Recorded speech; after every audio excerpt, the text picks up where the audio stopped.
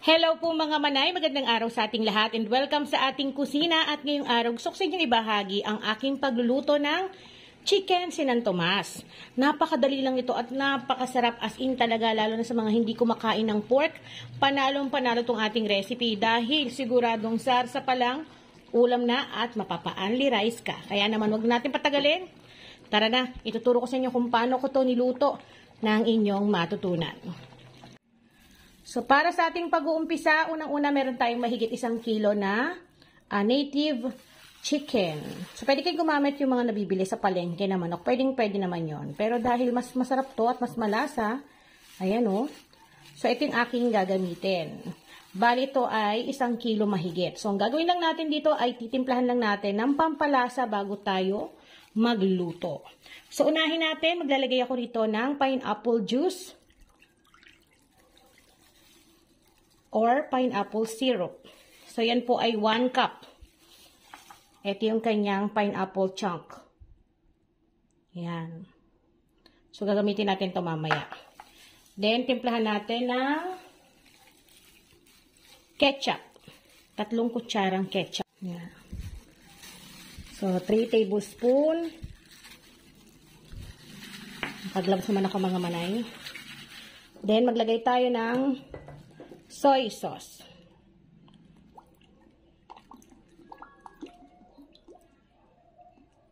¼ cup ng soy sauce at pamintang durog. Maganda na ibabad para po masarap, malasa. Then, imamassage lang natin. So, ito mas mainam na ibabad natin ng mga at least 3 oras or mas maganda kung overnight or pwede rin naman kung nagmamadali kayo kahit 1 hour o 30 minutes. Pero mas masarap talaga kapag babad na babad. Mas malasa po sa ating karne. Then pagkatapos natin mamassage yung ating karne, so ito ay ating ibabad na natin ng mga at least 3 hours bago natin lutuin. Pero again, pwede ang 1 oras, kalahating oras kung nagmamadali kayo. So, balutin natin ng cling wrap at ilagay sa ating chiller. Dahil tapos na tayong magbabad na ating karne, pwede na tayong mag-start magluto. Isa lang ang ating pan na paglulutuan. So, papainit na tayo. Maglalagay lang ako ng konting oil. Use oil yung aking gamit, mga manay. Pero hindi naman ganun. Overuse. Then, maglalagay tayo ng butter. Ayan. Habang pinapainit natin, isabay na natin yung ating butter. Masarap kasi ito pag may butter, mga manay. Mas malasa. So, yan, mainit-init na. Unahin natin ang bawang. Higisa natin habang tinutunaw yung butter.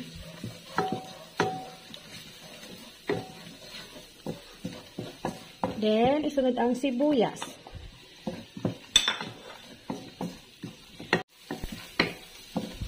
So, dito sa ating recipe, panibago na naman ang inyong matututunan kasi sigurado ako na magugustuhan po ninyo. Lalo na dun sa mga hindi kumakain ng pork at beef. Kapag lumalabas na ang aroma ng ating sibuyas at ng ating bawang, ilalagay na natin ang kamatis. So, ang gamit kong kamatis ay 3 piraso na medium size ang sukat. Mas maganda yung hinog na hinog para mas makatas. Then, yan po ay ating lalantahin or lalamugin para lumabas yung pinakakatas ng ating kamatis.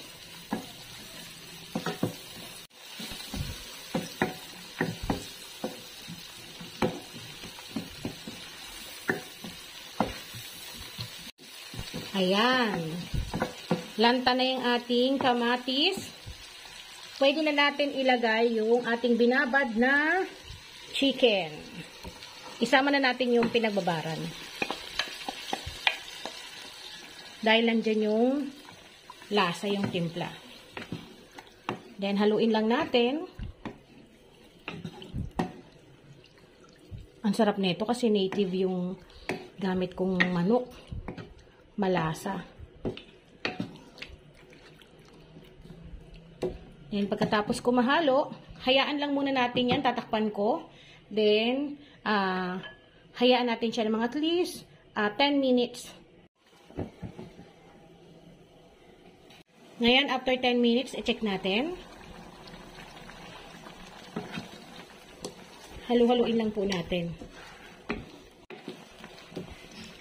Then, dito maglalagay pa tayo ng mga sangkap natin. Maglalagay ako ng 200 ml na tomato sauce. Pwede rin ang tomato paste. Konti lang. Pag tomato paste, mga half cup lang po. Then mix. Isusunod ko na rin ang patatas kasi malalaki tong patatas ko eh. Para maluto din.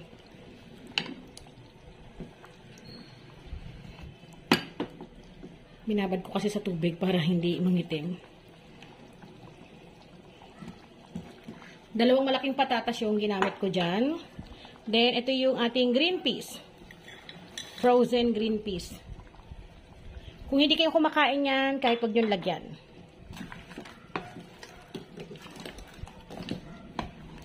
Maganda kasing tignan kapag may iba't ibang kulay, di ba? Nabubuhay yung ating ulam. Then, mag-add pa ako dito ng peanut butter. Ito yung gamit ko na peanut butter, mga manay. Sariling gawa ko po ito. Kaya purong-purong mani talaga.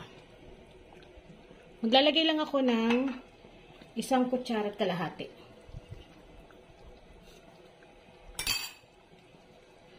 Then, tunawin natin.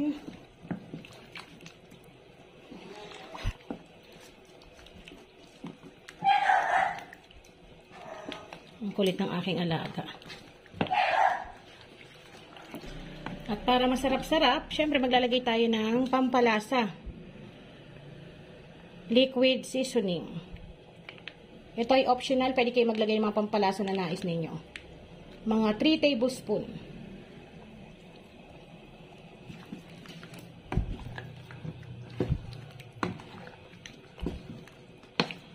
Para maganda po yung kanyang kulay. Pansin nyo, hindi na ako naglagay ng tubig, no? Kasi nagtubig pa yung ating manok. Kaya no need na maglagay ng tubig. Pero kung baboy at baka yung inyong lulutuin, magdagdag kayo ng tubig. Kasi matagal yun palambutin. Ang manok, mabilis lang pong maluto eh. Maglalagay ako ng patis. 1 and 1/2 tablespoon. Tansyahin nyo na lamang po mga manay, pwede rin ng asin para po kayong masusunod sa timpla na nais ninyo. Then, takpan natin yan hanggang sa maluto at lumambot yung ating gulay. Ngayon, i-check na ulit natin makalipas ang 25 minutes. Wow! Nagmamantika na. Mahinang-mahina lang po yung apoy para po maiwasan na masunog. At dahil malambot na yung ating patatas at karne, tikman natin.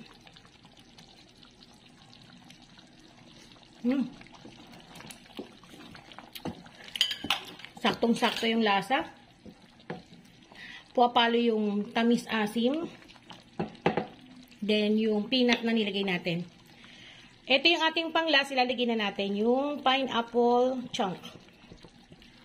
Then, okay na. Pwedeng-pwede na itong iserve mga manay.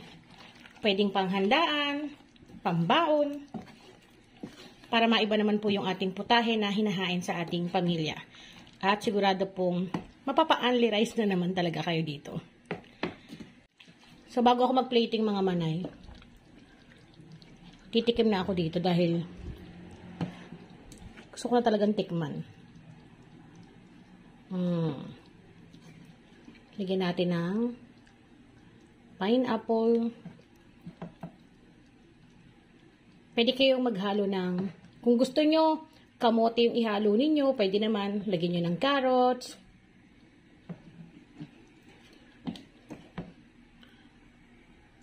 Ito ang ating sinantomas na chicken.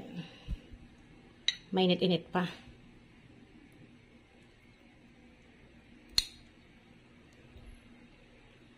Sarap nito pag may kanin, no?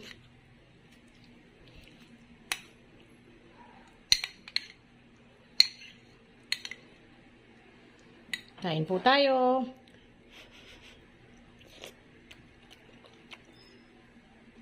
Grabe. Ang sarap.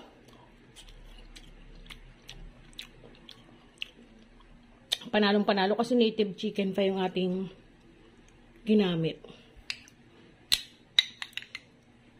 Again, guys, sinabi ko kanina, kapag baboy yung inyong gagamitin o baka or pork ribs, mag-add kayo ng tubig. Pero ako hindi ako nag-add ng tubig dito kasi nga chicken yung ginamit ko. Mabilis lang mapalambot.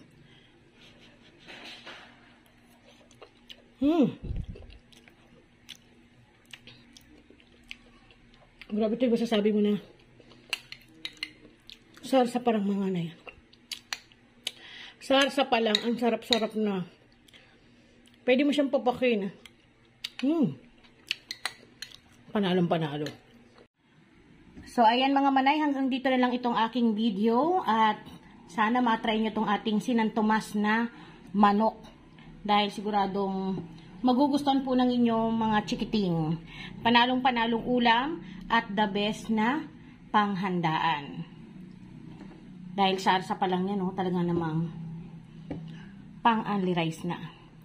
So, magkita-kita po ulit tayo sa susunod. Muli akong inyong madiskarting nanay. Paalam!